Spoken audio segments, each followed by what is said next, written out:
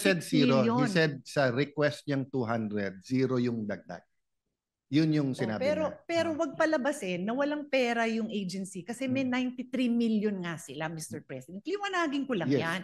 Para lahat ng mga post dyan, malaman naman na may 93 million naman ang agency. Ngayon nadagdagan, dahil kapatid kita at pinagbibigyan ko po kayo. Thank you very much, Mr. President. Okay. Thank you very much. So Mr. President, ngayon naintindihan mo ba't siya nasa majority, ako nasa minority. Joke yun, Mr. President ha. Alam ng lahat, hindi ko yan pinagbibigyan dahil kapatid ko, kabaliktaran pa nga ang mangyayari. Pinagbibigyan ko dahil mahal po natin ang mga indigenous people. Pero tayo po, babantayan natin ang agency na gamitin nila ng tama yung pera. Yun lang naman po. Kasi kung si Alan lang ang humihingi, I will always listen. Pero kailangan pa rin ma-justify. Thank you po. Yes. Okay, correct. Next topic. Okay. Nang pigain, tapos na. Yes, Mr. President. LGSF, Mr. President, in-increase ng Senate. You stated, and I think Senator Ping has good amendments, if I'm not mistaken, yung saan gagamitin, di ba, yung calamity. But why are we increasing for the record?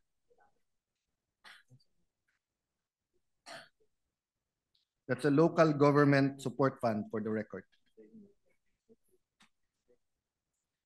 So we increased by 17 billion ba? Tama po ba? Kulang ho yung exact number. Just for the record, magkano siya sa NEP at magkano siya sa Senate version?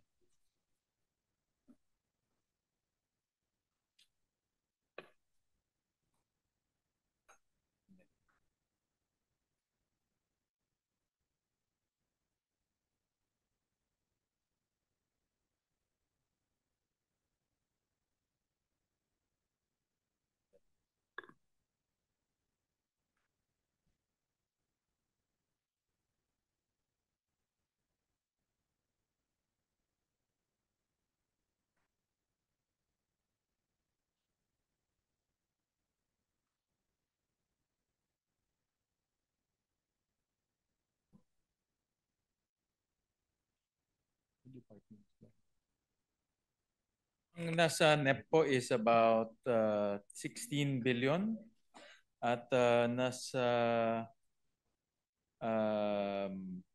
dito po sa ating proposed second reading version is 38 billion, Mr. President.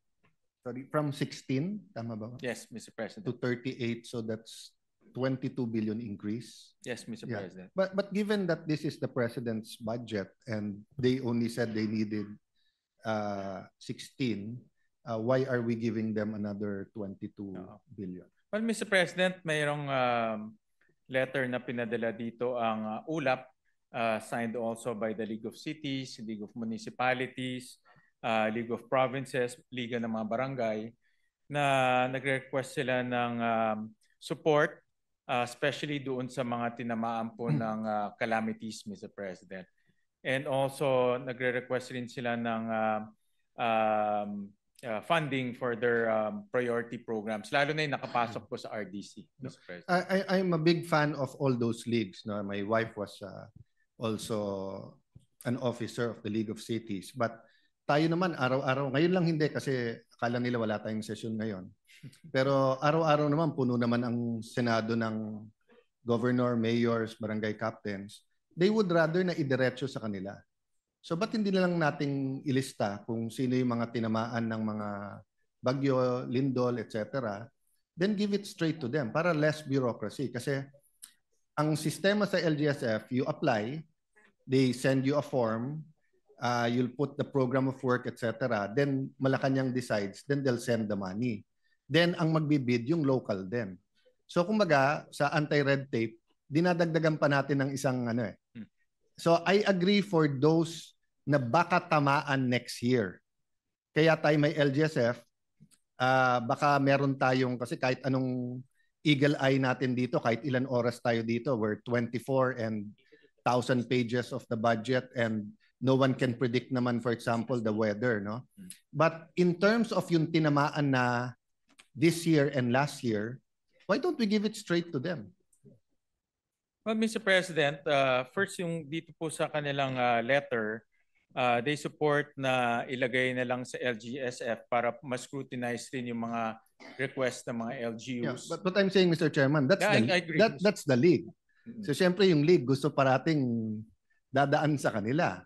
Pero pag tinanong ko halimbawa governor ng Cebu, mas gusto lang diretso na sa Cebu. Yeah. Pag tinanong ko yung tinamaan sa Davao region, mas gusto lang dumiretso na sa kanila, di ba?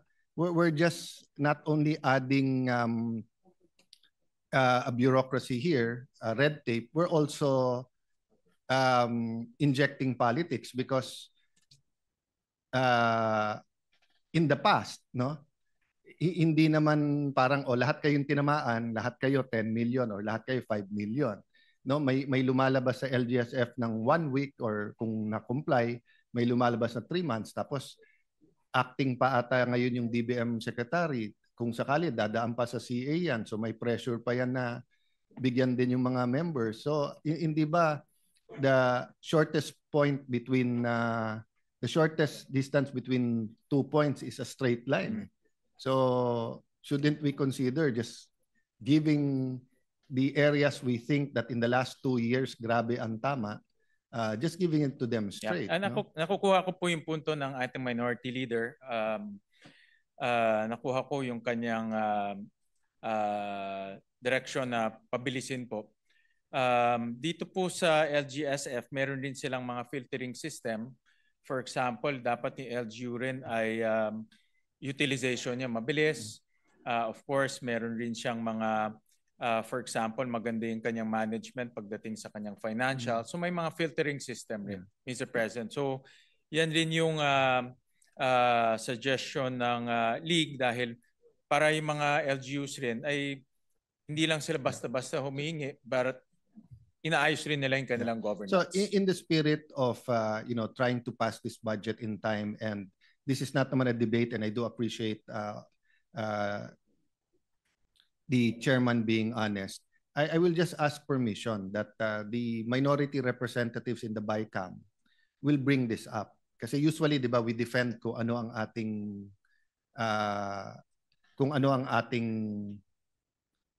version.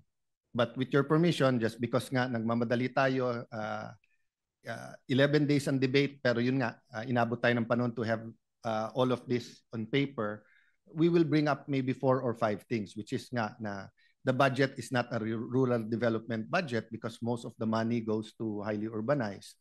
At dalawa, it's not a mass transportation budget because mas marami dito para sa private cars pa rin, kaso sa train, etc. No? And then it's not I learned something today. It's not a climate friendly, ano tama? Or climate, Senator Lauren? Yeah, kahit mahaba, magpa-dinner ka lang mamaya. I don't believe it's a climate adaptive budget that reduces disaster loss. It lacks in sustainability, and it lacks the foresight and the vision and the implementation for the more than 10 environmental laws that can reduce disaster risk, considering that the Philippines is #1 in the World Risk Index in terms of natural hazards. Well, nagpapasalamat kami kay Senator Lauren because she introduced ang daming special provisions. Actually, almost, I think, 50 pages. Binasa ko one by one, and those are very good special provisions that we included in the committee report. Thank you. In the this version, Mr. President. My comments, just to be very, very fair to the hardworking chair who is also a sustainability advocate. If he accepts the more than 50 special and general provisions, not only in the small climate change commission, but yes, across the whole, different agencies. Yes, the different agencies. Then, and if the executive department will implement it, Correct, Mr. President. First, will understand it, will read it, understand it, embrace it, live it, and breathe it. Then things will change. Yung simpleng paglilinis ng drainage, yung simpleng paghiwalay ng basura sa nabubulok at hindi nabubulok, yung simpleng pagtanim ng mga gulayan sa mga paaralan at sa mga informal settler areas, makaka-reduce po yan ng gutom, ng ating mga baha, kung susundin natin. So Yeah. thank you to the Thank you, chair. Mr. I President. did not No. realize that you accepted my No. more than Yeah. But Senator 10 Legarda, pages of that's provisions. also why the minority appreciates the chairman. Actually, 13 lang tayo ngayon eh. If Joel leaves, pwede mag-quorum. But we do not want ma-delay yung budget, and there are certain things we feel strongly about. But to be fair to chairman, he tries to listen to all of them in finding Yes. a way, di ba? Correct, Mr. Ang point lang namin, this is a much better budget than last year. It might be a much better budget than for so long, but it's not still a game changer budget. Di ba? So for example, all of us says local government. Yung tinanggal sa DPWH na 300B, pwedeng ibigay sa local government. Okay lang magtanong, Mr. Majority Leader, basta't magpakain lang mamaya. Thank you, Mr. Housekeeping President. lang, Mr. Chairman, Yes, Mr. housekeeping. The President announced yesterday yung additional ng military. Of course, that will affect the budget. So, were adjustments made? We just have to make sure na yung announcement niya may kasunod na pera talaga, no? Nakita ko dito yung MPBF may additional 9B. Would this be enough? Yep, Mr. President, I'll just get the breakdown.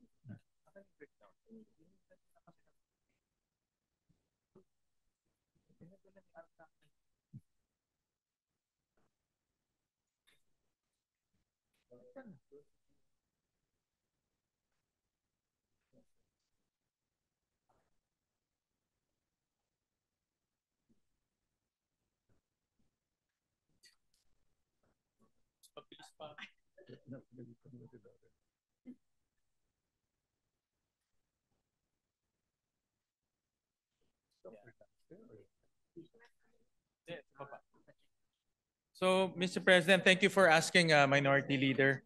May mga initial estimates na po. For MUP is 15.4 billion pesos. For the pension is about 6 billion pesos, so a total of 21. Kukunin ho yan sa MPBF and also sa PGF, Mr. President. So for the record, you need, pakiulit lang po yan. So you need 15 billion for 2026 for PS requirements. Tapos 6 billion for pension requirements. That's AFP only or AFP and PNP? Lahat na po ng military Lahat uniform na. So personnel. Bureau of MUP. Jails, Yes. Coast Guard, etc. So kukunin ho siya sa Pero ang MPBF. increase natin sa MPBF is 9B, ang increase natin sa pension 20B. Yes, Mr. President. And then that would suffice for 2026. 20 kasya po, Mr. President. But the pensions, aakyat din yun for future. Yes, Kasi 20 correct. Tama Yeah. ho. So for 2027 and beyond, kailangan ho tayo mag-akyat. And has someone done the math? Will it add up sa pensions or will we promise the military tapos may problema tayo? For 2027 po, kakailanganin po ng 31 billion. And for 2028, 31 billion rin po. These are just initial Yeah, but estimates, that Mr. doesn't include yung utang natin sa military sa mga pension nila, di ba? Ano ho to? Magiging, if I'm not mistaken, magiging dagdag ho to. Yan yung dagdag. Yeah, kasi bago siya. For the record, how much do we owe the military sa pensions nila? Yeah, ballpark lang, just so that klaro tayong lahat.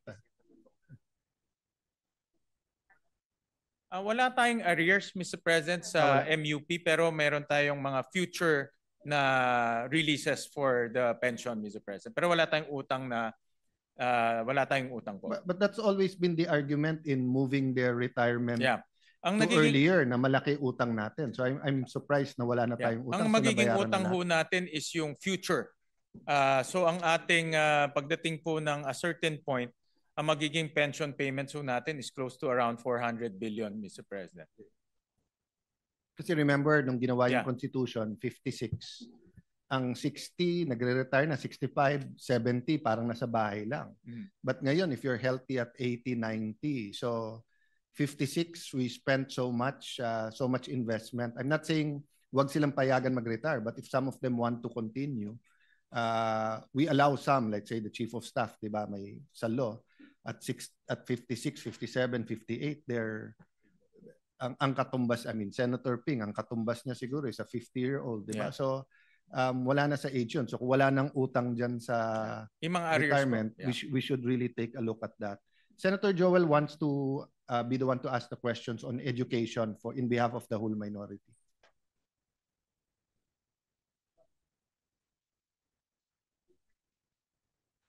Thank you, Mr. President. If I may just ask some questions. I think there's a pending question Yes, please. to our deputy minority yung sa BHW. There are about 87,000 po na ititrain for 2026 in TESDA. Ito po yung kanilang upskilling and reskilling ho nila. All right. The Senator Villanueva is asking for the floor. Are you still willing to answer, Senator Gatchalian? Do you want a break, Mr. President? I'm okay. Mr. President. Hey, go ahead. Thank you, Mr. President. Just to elaborate, Mr. President, what we have accomplished so far in the education sector. I'm sure we're all glad that comparing the education budget proposed in the NEP and in the HGov, Mr. President, our version in the Senate is way higher, Mr. President. But in the latest committee report, Mr. President, that we are discussing today for approval on second reading, Mr. President, the Department of Education's budget decreased, Mr. President, from 900, from the committee report, Mr. President, 914 billion to sorry, Mr. President. Bumaba po siya, Mr. President, by 5.1 billion, Mr. President. Is this a correct figure, Mr. President? And you wanted to find out, Mr. President, kung ano yung naapektuhan from the latest discussion on the Department of Education budget during the interpellations and debate, Mr. President? Actually, Mr. President, ang only change dan ay yung sa last mile schools. Dahil po 85 billion na yung ating basic education facilities. So, ginawa ho namin back to NEP yung last mile schools because they can augment naman yung last mile schools from the basic education. Because it's already covered yung kinakailangan nating so that's the reason yes, Mr. behind President. The decrease. Mr. President, we also noticed, Mr. President, yung sa mga SUCs, Mr. President, from the committee report to the latest committee report that we are discussing today, nag-decrease po siya by 7 billion. That's 7 billion. Mr. President, for all state universities and colleges. But Mr. President, we still increase the capacities of our SUCs based on their request. Marami pong mga request yung mga SUCs natin. Marami rin through our senators. So, in-increase pa rin ho natin yung allocation ho nila from the GAB. But nag-adjust tayo ho, depending ho kasi sa mga projects nila. Iban may duplication, so nag-adjust lang ho tayo.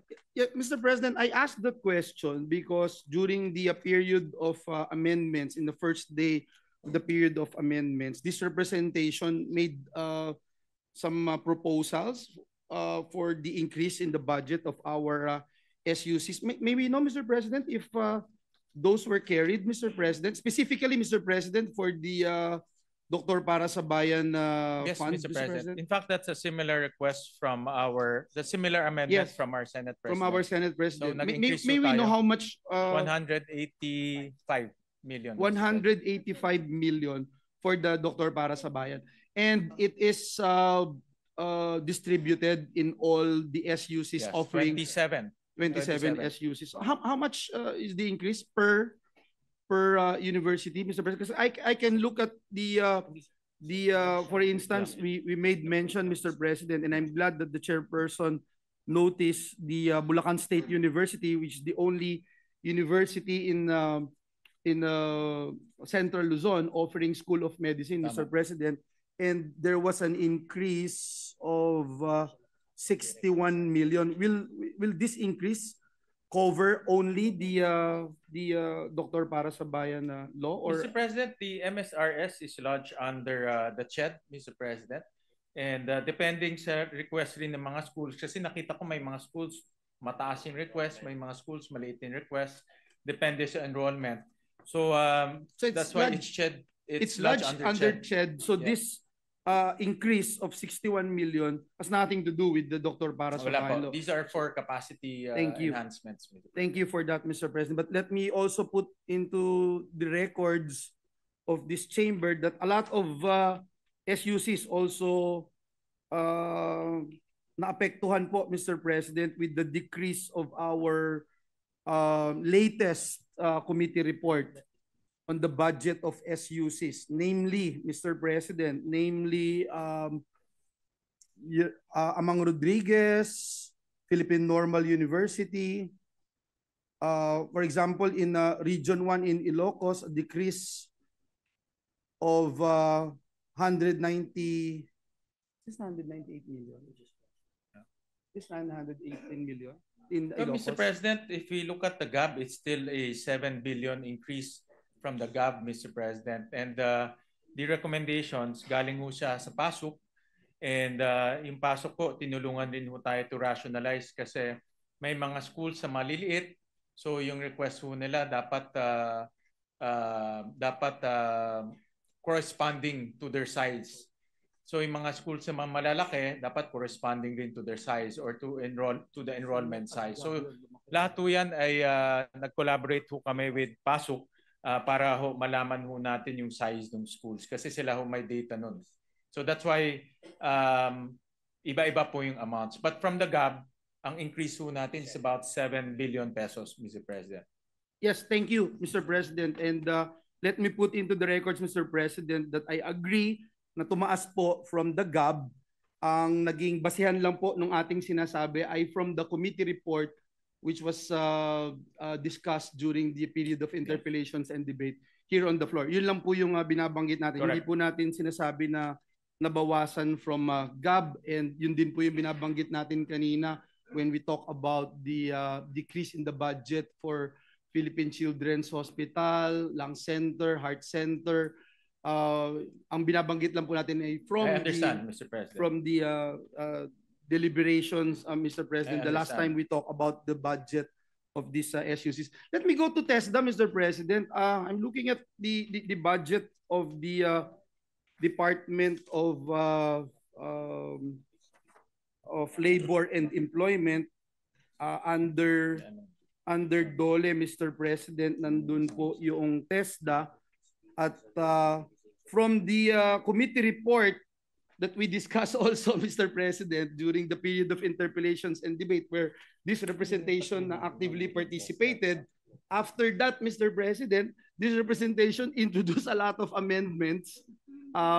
May we know, because if you look at the summary, Mr. President, we only see 23,973 million, which is way lower, Mr. President, than the committee report that was presented during our interpellations and debate, Mr. President. Again, considering that this representation introduced a lot of amendments for TESDA, Mr. President. May we know saan po, ano po yung nabawas and what happened to our intervention in increasing the budget, specifically for scholarship programs and programs that would develop artificial intelligence and robotics, Mr. President?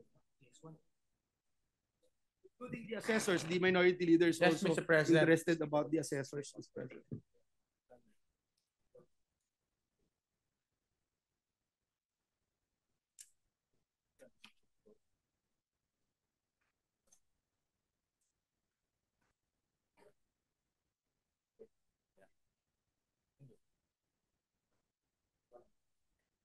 Well, Mr. President, we added 1.8 billion from the GAP, Mr. President. And I understand the question, Mr. President, but during the plenary debates, we also looked at utilization, like what Senator Pia mentioned. And historically, the utilization of that program is not it's only at 66%, Mr. President.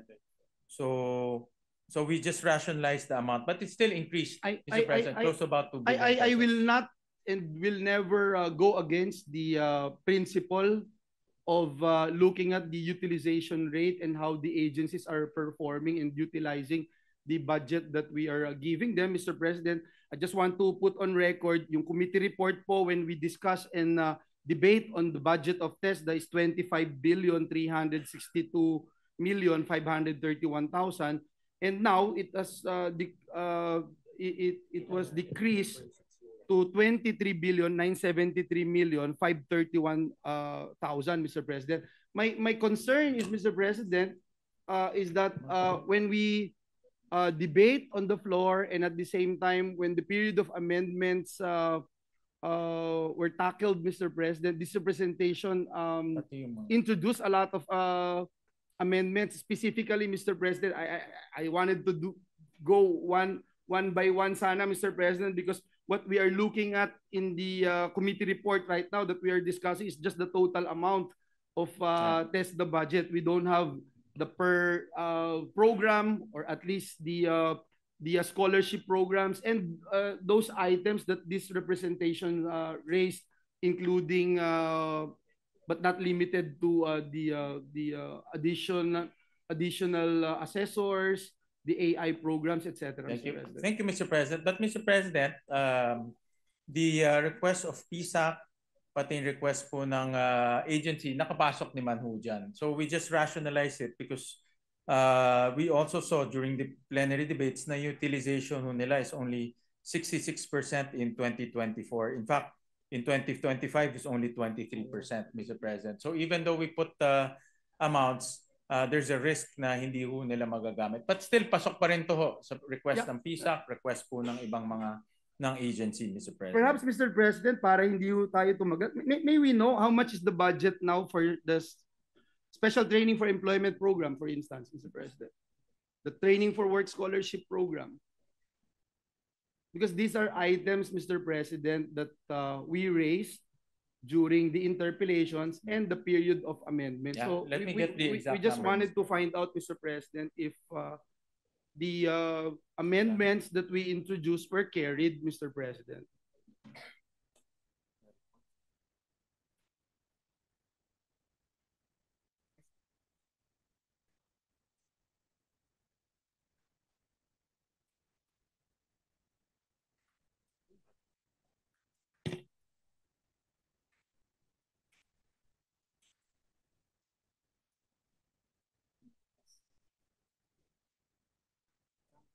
You have to give me zero data.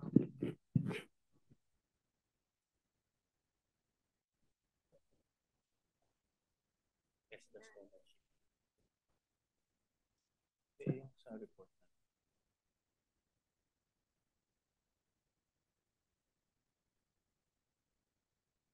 About 1.6 billion, Mr. President. That is for the special training. Yes, Mr. President. 1.6 billion. May we know if it increased or it's the same from?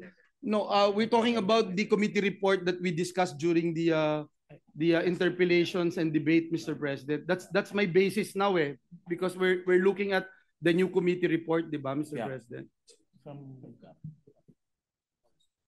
So if we can use it as a basis, Mr. President, yung interpellations and debates natin on the floor, because from that's the main reason that this representation introduced an amendment, Mr. From the NEP level, tumaas po siya by 50 million, Mr. President. Yes, from the NEP level, but from the committee report during the debates, Mr. President, on the floor, nadagdagan po ba? Because remember, again, Mr. President, let me emphasize, that's the main reason that this representation proposed an amendment.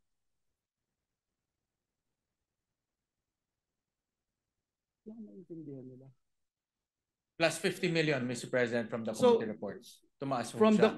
So meaning to say, Mr. President, the amendment that this representation introduced was carried. Yes, Mr. President. That's all I wanted. Correct, Mr. President. Thank you. I just want to make sure the numbers kasi maraming programs. Alam niyo naman, Thank you. and TESDA has Thank you, numerous Mr. programs. President, because that's Just wanna make sure, the Mr. beauty of asking these questions, because right now what we have is a lump sum talking about the entire budget of the Technical Education Skills Development Authority. We tackled a lot of issues here, not only the community-based training program, we also tackled, Mr. President, the plight of our and the shortage of our assessors, not only attending to our students in the K-12 program, but also for the entire technical vocational education and training sector. So may we know, Mr. President, also, perhaps the question that I would raise na lang, Mr. President, if the new committee report adopted also our suggestion, our proposal in increasing the budget for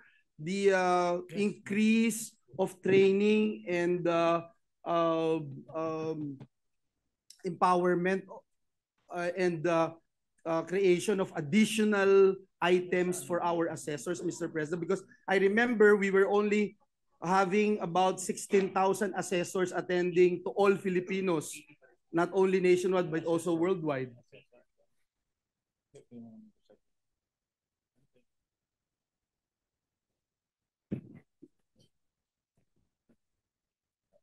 The committee report, Mr. President, committee or in second reading version? That's 80 million, Mr. President, is the amount. There was an increase. No, the amount for in the second reading version is 80 million, Mr. President. I will help your staff, Mr. President, distinguished colleague. So nag-increase po, Mr. President.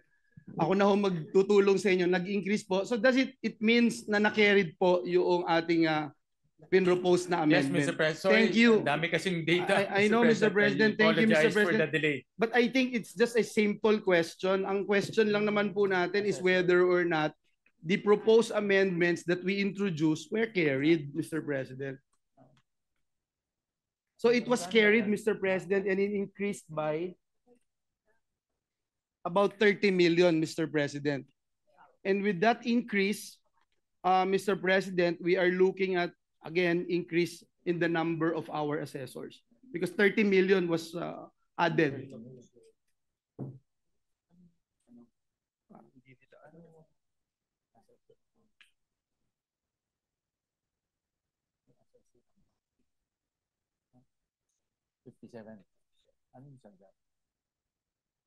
To help guide our friends from LBRMO, the committee report is 57 million. Yes, we proposed an amendment of 30 million. So right now, the chairperson stated that now it's 87 million, which means that our proposal was carried.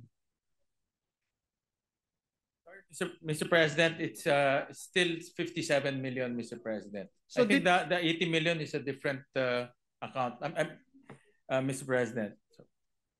So meaning to say, Mr. President, it is the same as the same, committee Mr. report. So, Mr. President, the committee do not believe that we need to increase our assessors, Mr. President? Well, Mr. President, that is the NEP recommendation, Mr. President. And so we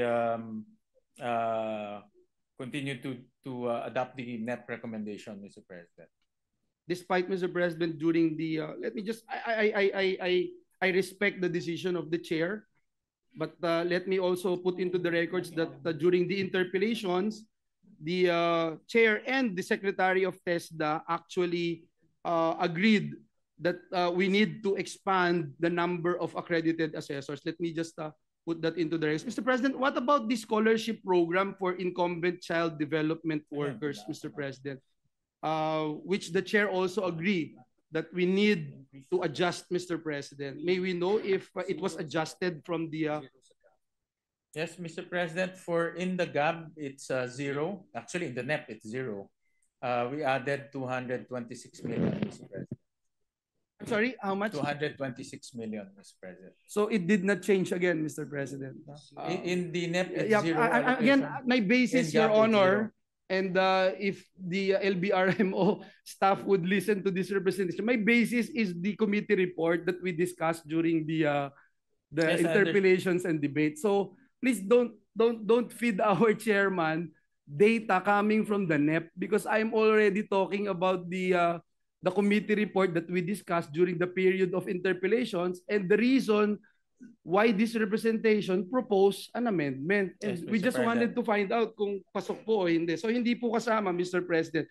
Last but not the least, Mr. President, is our proposal to put in scholarship program for AI upskilling. Kasama pa rin po ba ito? Because in the committee report that we discussed, zero po yun, and we propose to increase the budget. Yes, it's included, Mr. President. It's part of the 1.8 billion that was added, Mr. President. So it was carried, Mr. Yes, President? Mr. President. Thank you. Thank you very much, Mr. That President. one I'm sure because I remember reading it, Mr. Yeah. President. Last but not the least, Mr. President, what about the provisions that we introduced, Mr. President? Is the chairman amenable to that? Carving the budget, for example, for the Tulong Trabaho Fund for our AI and for our TVET. Actually, Mr. President, we conferred with TESDA. Yung buong amount na yun is for EBET, Mr. President. So we added a special provision na yung amount na allocated gagamitin din po sa EBET. We carried it but we modified it a bit, Mr. President. So meaning to say it was carried, Yes, Mr. Mr. President. But Correct. I think it's very important, Mr. President, just to put on record and for the sake of those who are listening and watching us live, Mr. President, yung enterprise-based education and training po kasi yan ho ang pinakamataas Tama, Mr. na President. employment I agree. rate at pinakamalaking pinagkukuhanan ng ating TVET sector na paglikha ng trabaho dahil tinetrain po sila doon sa workplace nila. So I'm glad, Mr. President, that it's there, and thank you. So, Mr. President, there's a 1.6 billion peso allocation for Tulong Trabaho. Dati ho wala Yes. yun eh. So that's the new amount added this year, Mr. President. And portion will be The allotted. entire amount, Mr. The President. entire amount will be IBET na. Correct, Mr. President. The entire amount can be used for EBET, Mr. Can President. be used. Yeah. I, But that is I will agree with that na can be used, but the entire amount to be used in IBET parang hindi po hindi po yun magsa-subscribe doon po sa spirit of the law that we passed, which is the trabaho para sa bayan law. The direction of the department when we were consulting with him, buong Tulong Trabaho gagamitin na po sa EBET. Yun po yung direction nila this coming 2026, Mr. President.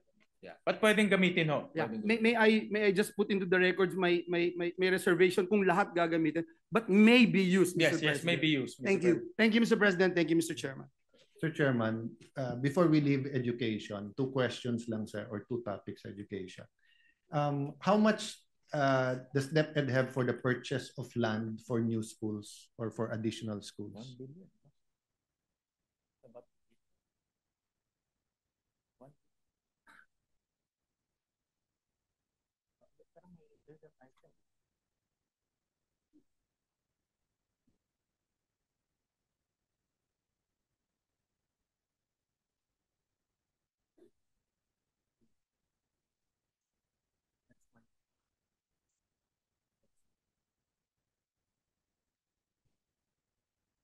About 1 billion, Mr. President. And then how much for classrooms? About 85 billion, Mr. President. 85 billion. Yes. And tama ho ba na I lost track because when I was a young congressman, dapat 1 hectare yung lupa and then naging 5,000 square. I'm not sure now kasi especially you can build vertically, yes, diba? Mr. President. But assuming highly urbanized and 25,000 per square, 1,000 square is 25 million already. And of course, we want bigger pieces of land. Yeah. Would it be possible that you merge the two? It's classrooms and purchase of land just so that may flexibility yung DepEd. Kasi I'll give you an example. No? I don't know. I'm sure you also know about your city, but like Sa amin, mas mahirap yung pagbili ng lupa. Pero pag nakabili yung lupa, the city is willing to put up the schools kasi meron naman sa SEF. So it's finding the land but also the tricky process of buying it because iba talaga ang zonal ng BIR, iba yung appraised. Despite the law you passed, you sponsored and authored, di ba, on the real property tax. But if DepEd, hindi ko sinasabing DepEd instead of the LGU, but if DepEd does it with the LGU, or at least if the classroom fund can augment, because the lack of classrooms are very much seen dun sa may 2 and 3 shifts. Tama ho. At dun sa may 2 and 3 shifts, urban areas, di ba? Yeah. Are areas na mahal yung lupa. Yeah. So is that possible, So, Mr. Mr. President, and this is also part of the intervention ni Senator Bam, pwede na hong mag-lease yung DepEd, pwede na rin ho silang bumili ng existing schools, pwede rin ho silang bumili ng existing buildings. So marami na hong modality na pwede pong nakasama marami ng modality na kasama po dito sa basic education facilities. So pwede na rin ho sila mag-partner with LGUs. Nakikita ko ho ang mangyayari dyan, they'll partner with LGU bibili ng lupa kasi mabilis bumili yung LGU and then they'll put up the school. So maraming modalities. First, I'd like to recognize kasi sa NEP 135 lang, HGAB to us 97. So if you're 1 billion, malaking increase na yon. But yun nga, yung pwede bang under the same title dun sa 85B. So just in case that during the implementation in 2026, may flexibility ang DepEd. Ang problema kasi sa lease, under the law, the principal follows the accessory follows the principal. So halimbawa, yung may-ari gusto lang ilis ng 10 years. Pagka gumastos ka ng 300 million sa building, yung building na yun doon na sa may-ari. Kung kung yung lupa ay medyo malayo at marami, 'di ba, in the olden days, if a landowner had 20 hectares, walang kalye, he'll donate 5,000 square 1 hectare, gagawa ng gobyerno ng kalye, gagawa ng school, they'll all benefit, 'di ba? But nowadays, in highly urbanized, mahirap pumanap ng malalaking lupa. Mahirap po talaga. So, and unless the lease is really so market value, yung 25 years. But even yung 25 years, yung accessory will follow the principle. So I hope it works. Yeah. I'm not saying it won't, but parang mas practical yung bili. So yun lang ang question ko, no? I'm happy with the 1 billion. Pero kung kasi magmumultiply yung 85 billion if many LGUs have a special education fund panggawa ng building pero wala lang silang lupa. Ang concern ko lang, I see the point of the minority leader. Ang concern ko lang, pag i-merge natin doon sa basic education facilities, baka maubos yung pera sa pangbili ng lupa. So ang nakikita ko model, yung LGU can buy the land, tapos mag-partnership with DepEd magpapatayo ng lupa. I have the opposite view. Kasi nga, mahirap bumili yung LGU na ano pa sila na nag-ahente sa lupa But maybe I'll bring it up again sa BICAM. Ang pwede naman, we might not have that time for that today. Ang pwede rin halimbawa, bilhin ng DepEd, pero may commitment yung LGU that they will build on it ASAP. Diba? So if LGU A says, I have 200 million for the building, but bigay mo sa akin yung lupa. I mean, a combination of it. Both samples work. It depends talaga in the area, no? May mga LGU talaga na ang bilis I'm sure sa Taguig mahal na ngayon ang lupa ngayon. Yes.